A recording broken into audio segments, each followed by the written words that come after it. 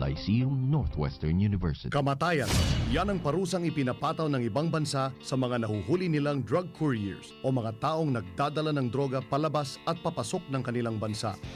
Mula 2006 hanggang 2009, 205 Pilipino ang nakulong sa China at 75 doon ang nahatulan na ng bitay. Mag-isip ka, huwag maging biktima, huwag maging drug courier. Hatid sa inyo ng PIA at ng himpilang ito.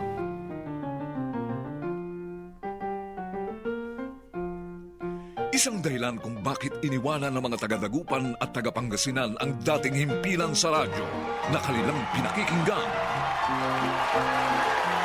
Kasi lagi silang nangunguna sa mga balita. Kasi lagi silang alerto at masipag sa pag-cover direkta mismo sa pinangyarihan ng mga balita. Yes, boys and girls, parami na ngayon ang nakatutok sa DWCM Aksyon Radyo. Kaya kinikilala ito bilang news leader sa Pangasinan. Noong araw number 9 lang kami, ngayon, strong number 2 na. Isang tumbling na lang, number 1 na yan! Aksyon Radyo Balita. Kalipunan ng mga maiinit, naglalagablab at umuusok na mga balitang lokal, nasyonal, international, weather, showbiz, sports, human interest at iba pa na nakalap sa bulwagang pambalitaan ng DWCM. Aksyon Radyo Pangasinan. Aksyon Radyo Balita. At ngayon, narito ang inyong tagapagbalita.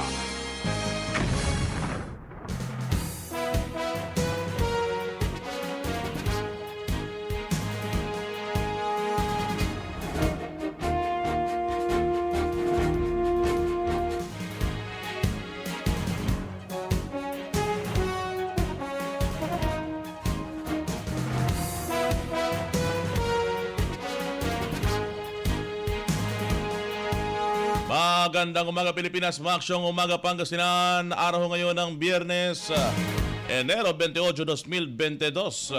Sumasa inyo mga ka-aksyon ng Aksyon Radyo Balita. Kasama ko niyo Aksyon ay Kamisana Pasyon at sa ating Master Control nariyan ho, Aksyon Conrad Alvarez. Sa ulo ng ating mga balita ngayong umaga sa ating balitang lokal, Pangasinan Police hindi pa raw masabi kung mapapabilang sa areas of concern ng bayan ng Macaldan. OMELEC patuloy sa pakikipag-ugnayan upang masiguro ang maayos na halalan sa buwan ng Mayo. Average COVID-19 cases kada araw sa Rehiyon 1 pumalo na sa mahigit 500. At NIA naglaan ng 65 million pesos para sa solar power plant irrigation project para sa Region 1. At mahigit 400 sentinel animals ibinahagi ng DA at LGU Pangasinan sa ika-6 na distrito. Para naman sa ating mga police reports, negosyante kinasuhan dahil sa paglabag sa gun ban. 2 lalaki na aktuang iligal na nagpapasabog ng manok, kalaboso. Para sa ating balitang pambansa, ekonomiya umano ng bansa lumago ng 5.6% netong 2021 ayon sa Philippine Statistics Authority. At pinakabagong Okta Research Survey ikinatuwa ng Palasyo. Balita naman sa ibayong dagat, magnitude 6.2 na lindol yumanig sa Tonga. Kahapon po yan mga ka-aksyon. Sa ating balitang showbiz, ilang Ben and Ben members nagpositibo sa COVID-19 kaya Dubai concert postponed muna. At sa ating sports news, Meksikano si Vargas susunod naman ng mandatory challenger para kay Magsayo. Muli yung mga ka-aksyon, sumasa inyo ang Aksyon Radyo Balita. Kasama ko ninyo Aksyon ay Kamisana Pasyon. At sa ating Master Control nariyan ho, Aksyon Conrad Alvarez. Para sa ating mga balita ngayong umaga sa ating balitang lokal, hindi pa umano masabi sa ngayon ng Pangasinan Police Provincial Office o ng PPO, gayon din ng COMELEC, kung maaaring sa ilalim sa area of concern ng bayan ng Macaldan ngayong panahon ng eleksyon. Sa programang kapihan ng Philippine Information Agency kahapon, sinabi ni PPO Director Colonel Rich Montadina na wala pa raw dahilan upang mapabilang sa areas of concern ng bayan ng Macaldan. Maalala mga ka-aksyon na nagpahayag ng interes sa dating Macaldan Mayor Bonafide Vera Paraino na isa ilalim ang bayan sa areas of concern kasunod na rin ng umiinit na bangayan mula sa kampo ng dating alkalde sa pamilya ng mga Lambino. Ayon pa kay Tadina, kabilang umano sa kriteria na dapat tingnan ay kung nagkaroon ng election-related violence sa dalawang nakalipas na halalan sa isang lugar. Sa kaso ng Mangaldan, ayon sa kanila, ay wala umanong naitalang kahit anong krimen sa mga nagdaang eleksyon kung kaya't hindi pa maaaring maisama ang naturang bayan sa listahan ng mga areas of concern ng PNP at COMELEC. Binigyang din nito na hindi raw basta-basta ang pagdideklara ng isang lugar bilang area of concern. O may deklara man, sinabi ni Cadena na magpapadala umano ang PNP ng augmentation force sa isang partikular na bayan mula sa PMFC o Provincial Mobile Force Company upang umagapay sa pagsiguro ng ligtas at payapang eleksyon. Ang balitang ito ay hatid sa inyo ng ACS Manufacturing Corporation, ISO certified, world-class quality.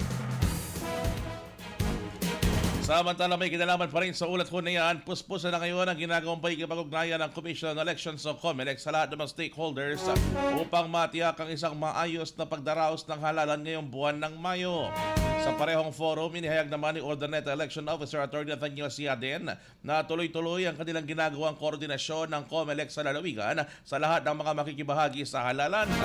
Dagdag pa niya, patuloy ang pakikipag-usap ng lahat ng election officers sa mga school supervisors at schools division superintendent upang maisapinal na ang listahan ng mga gurong aakto sa araw ng eleksyon. Sa katunayan, ayon sa kanya, may ilang mga bayan na sa lalawigan ng Pangasinan na nakakumpleto ng electoral board.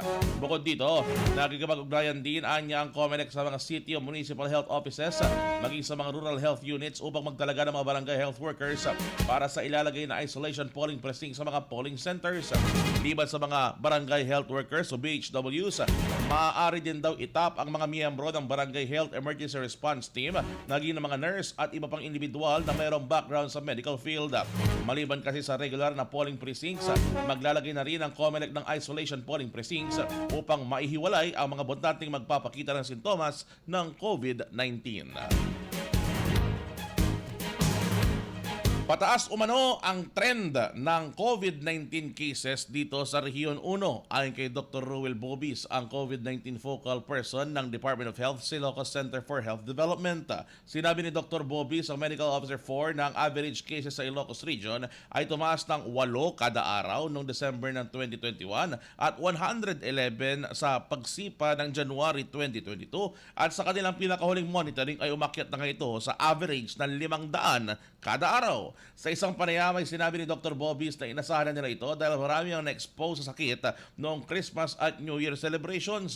Hindi raw nila isinasantabi ang pagtaas ay dahil sa bagong variant ng COVID-19 na Omicron. Sinabi naman ni Bobis na base sa pinakahuling resulta mula sa Philippine Genome Center, nakapagtala ng 8 kaso ng Omicron variant sa Region 1 kung saan meron ng isang kumpirmadong kaso ang Ilocos Norte, habang ang Pangasinan at Dagupan City ay meron na rin kaso nito. Mabilis anyang makahawang Omicron variant subalit hindi kasing lala o mild lamang daw ang mga sintomas. Ngunit kailangan pa rin mag-ingat at maging seryoso dito dahil may nakikitaan ng severe at critical na epekto lalo na sa mga matatanda at mga walang bakuna. Samantala, masaya namang ipinahayag ng LGU Dagupan na nakamit na rin nila ang herd immunity kontra COVID-19. Hanggang nitong January 25, 2022, umabot na raw sa 129,586 ang fully vaccinated o ito ay 101.75% na target, 127,351 eligible population, habang sa first dose naman ay nasa 147,406 o 115.75% ng target population ang nabakunahan na. Unti-unti naman ang isusulong ng National Irrigation Administration o NIA dito sa Region 1 ng Solar Power Irrigation System. Ayon kay Engineer Gaudencio Dennis De Vera, ang Regional Manager ng NIA Region 1, naglano mano ang ahensya ng 65 million pesos na budget para sa solar power project na ito para sa buong rehiyon. Ang Pangasinan ay meron na anyang share na 10 milyong piso para rito at ang lahat ng probinsya sa lalawigan ay mababahagian umano sa proyektong ito.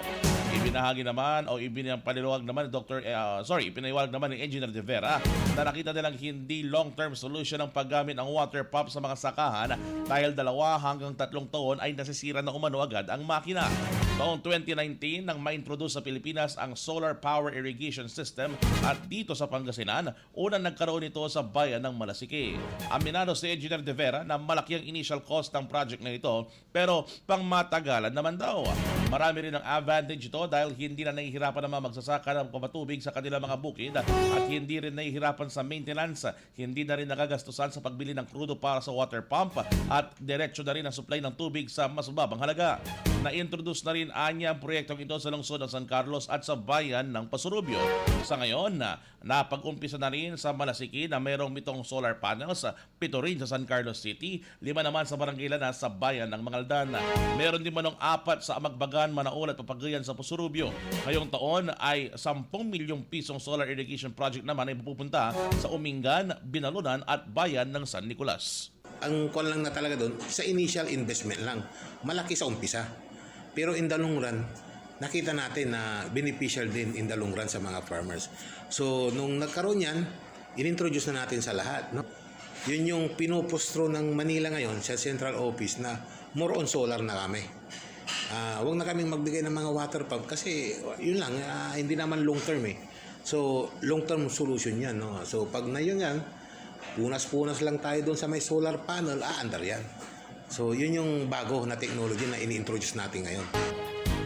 Ang naging pahayag ni Engineer Gaudencio Dennis De Vera, ang Regional Manager ng NIA Region 1.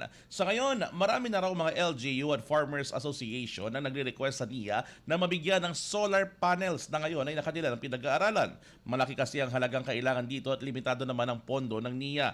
Aabuti ng 5 hanggang 10 milyong piso ang kada proyekto. Kung ano yung allocation namin sa solar, yun, dahan-dahan, sana mabigyan namin lahat. Especially yung mga area na hindi covered nung San Roque Dam. Yung nahirapan sa tubig talaga. Sana makadevelop kami ng mga solar system doon na makakatulong sa irrigation.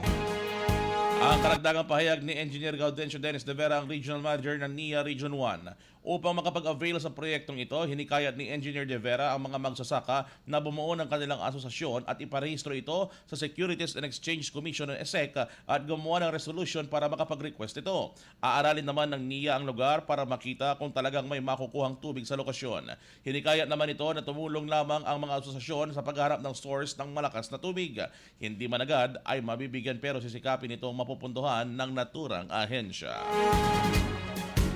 Samantala, 135 swine backyard raisers sa ika-6 na distrito naman ng Pangasinan ang nakinabang sa paglulunsad ng Department of Agriculture at ng Provincial Government ng Pangasinan sa pamumuno ni Pangasinan Governor Amado Pogi Ayespin III sa pamamahagi naman ng mga sentinel animals. Kahapon po yan, Enero 27.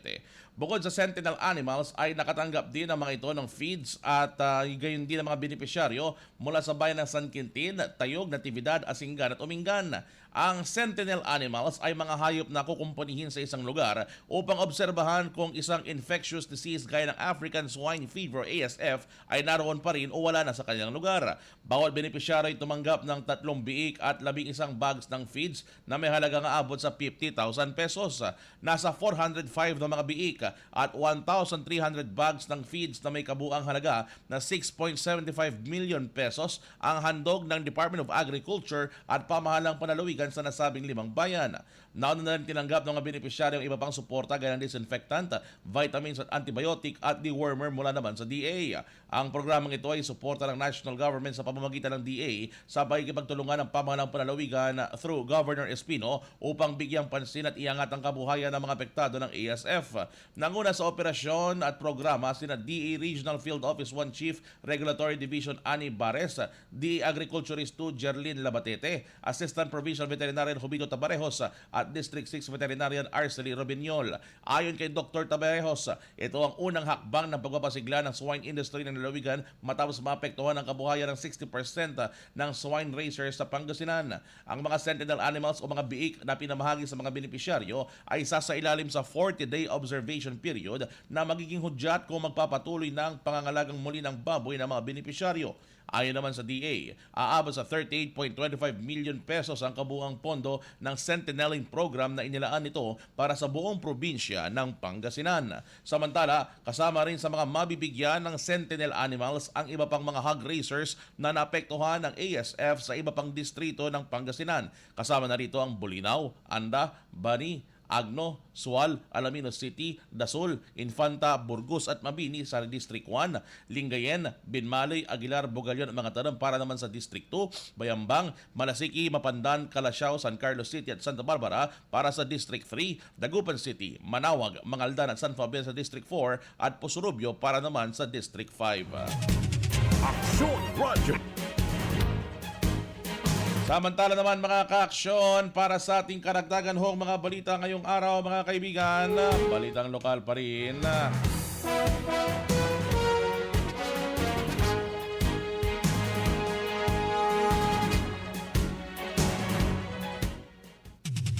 Aksyon Radyo. Police Report.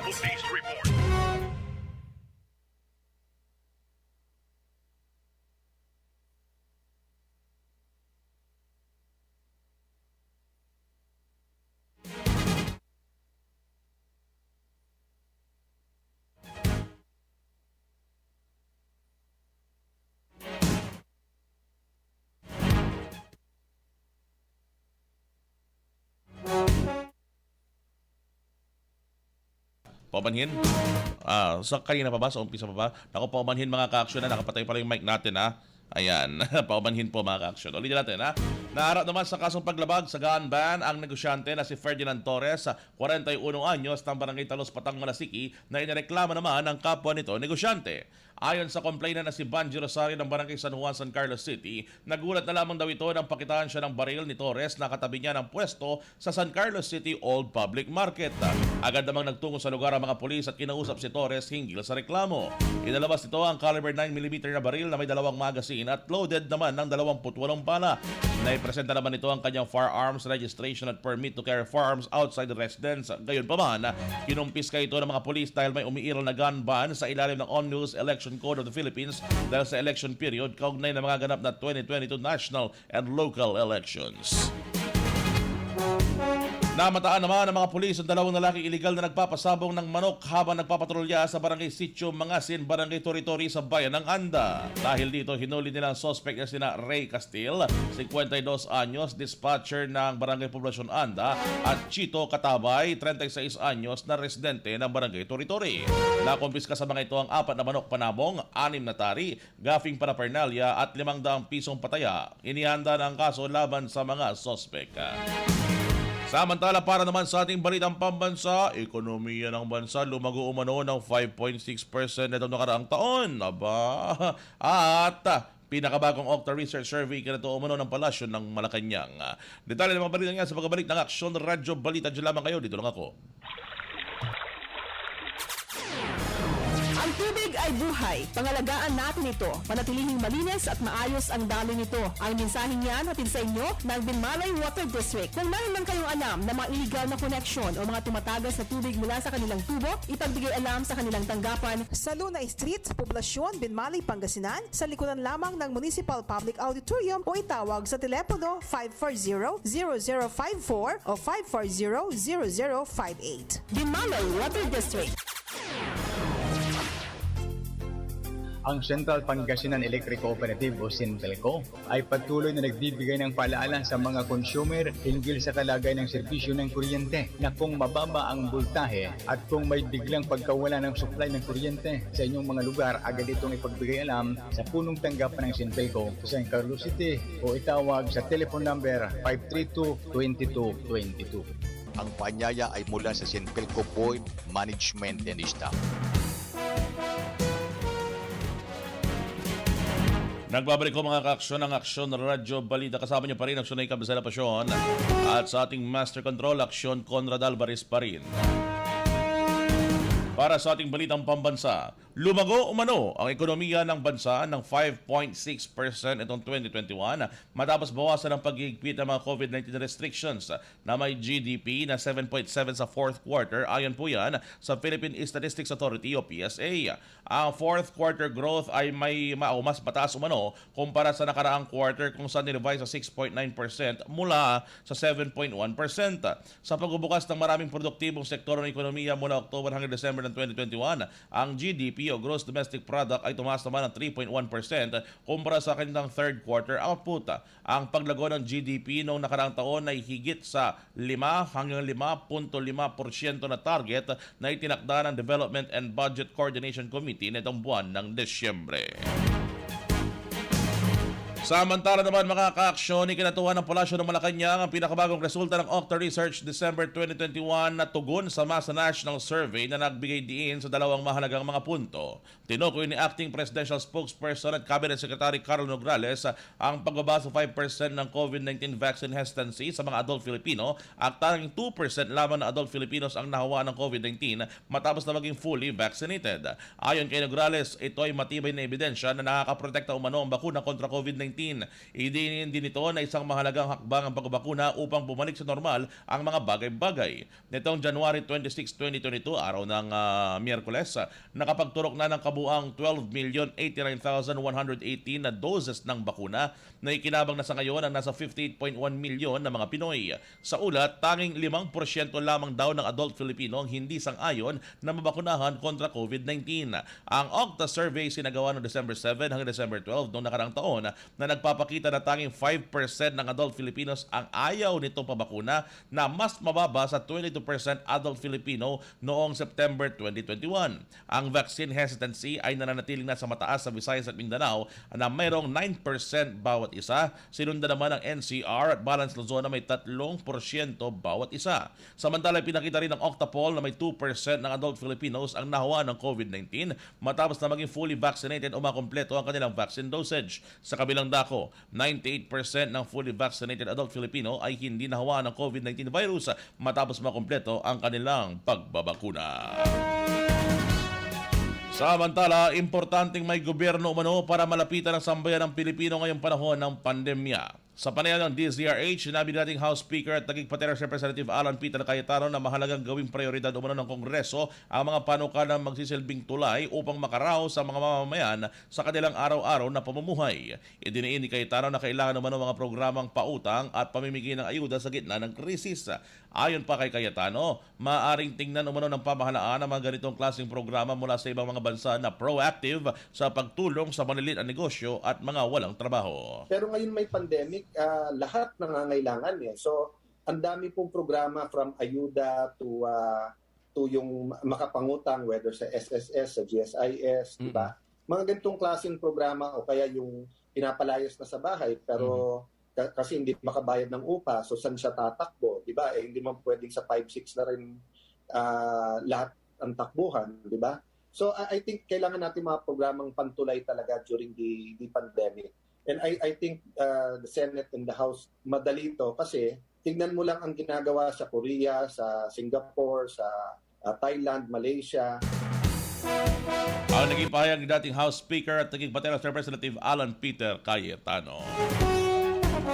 Ang huling balitang pambansa, inihain naman ni 3-term Senator Deputy Speaker Loren Legarda ang resolusyon upang magbigay daan sa pagre-review ng mga polisiya hinggil sa increasing volume of fish importation of frozen fish and decreasing fisheries output at makapaglaan ng stronger measures para may balanse umano ang pangangailangan natin sa food production for growth of for food security habang pinoprotektahan ng ating mga small-scale farmers at ang fisheries resources. Bilang representative ng Antique kung saan may 15 coastal municipalities at isang island municipality, isinigurado ni Legarda ang pagbibigay seguridad sa mga fisheries sector ng probinsya sa pamamagitan ng pagpapatayo ng community fish landing centers, pagbibigay ng bangka at mga equipment para sa pang-araw-araw na pangingisda at pakikipag-ugnayan sa national government agencies para sa sustainable livelihood programs kagaya ng DTI, shared services facilities para sa kanilang karagdagang kita at kabuhayan.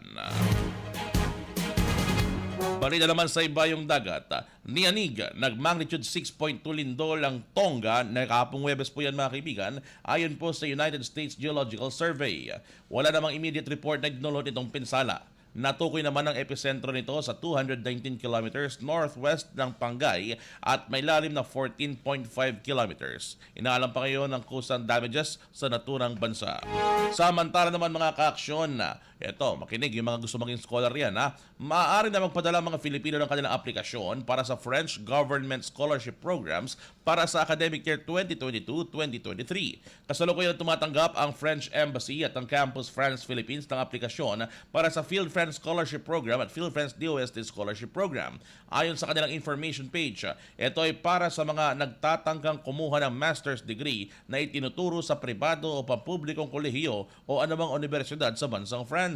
Ang mga awardees ay pagkakalooban ng status of Bourgeois du Gouvernement Français o French Government Scholar. Diyos ko, grabe pronunciation yun. At bibigyan ng benepisyo gaya ng tuition subsidy, 1 round-trip ticket from Manila to France, exemption sa visa application fees, monthly living allowance covering the duration of their studies, healthcare package, at priority access sa public student accommodations.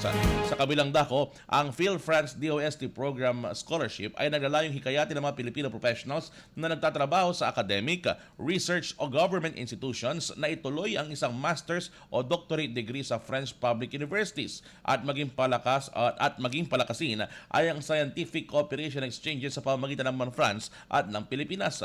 Prioridad naman ng Field France DOST Scholarship Program ang iba't ibang larangan ng pag-aaral gaya ng agriculture, bioengineering, bioinformatics, medical, biological sciences, climate change, forestry, health and medical research, material sciences, medical chemistry, natural resource environment, nuclear application and health, nuclear medicine, veterinary sciences at virology.